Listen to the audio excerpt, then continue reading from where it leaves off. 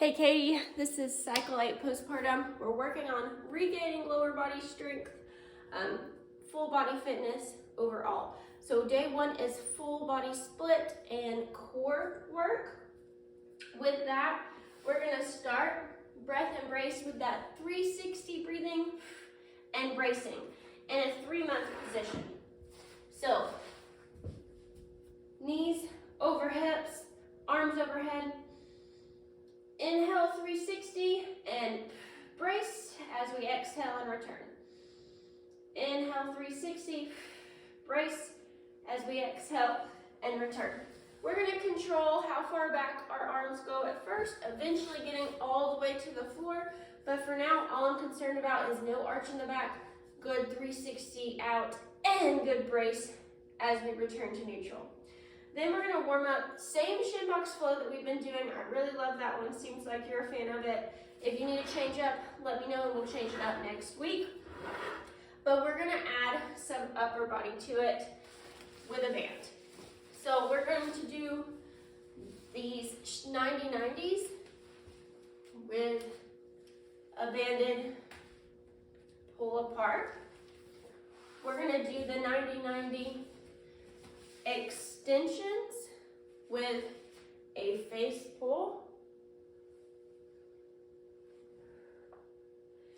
And we're going to do the shin box lunge to hamstring work with a samurai stretch. So when we switch sides, we're going to switch sides on that samurai stretch. And lastly, we're going to do a sideline hip thrust or glute extension with some good adduction work. So coming up and forward and lifting that leg. After we've warmed up, we have a strength cycle that's going to alternate between lower body and upper body. Keeping lower body light, working on stability. Upper body is heavier where we can. So we're gonna start with our front foot elevated, either with a plate, a yoga block, something. I've got my front foot elevated. I've got full foot on, whatever it's elevated on, and I have a wall or a rig close for stability if I need it. So if my left foot is elevated, my right arm's gonna hold a dumbbell, use stability if I need it. We're gonna do 6 per side, 1, 2, and then normal tempo otherwise, 1, 2. Just working through, pushing through that whole foot and gaining stability. Dumbbell is there if we can use it, and add weight.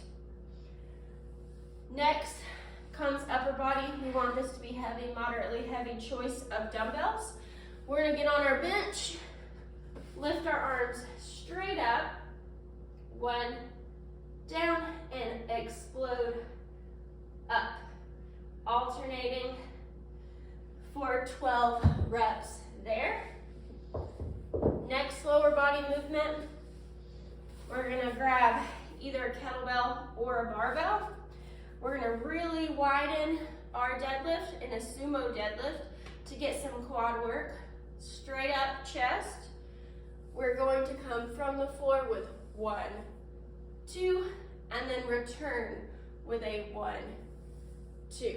Really working on my whole foot, pushing through the floor and extending and being balanced and controlled there. Weight, we don't have to add much at all, but if we feel comfortable, we can add a heavier kettlebell or add weights to the barbell as we go along. Lastly, we're gonna work on some pulling strength.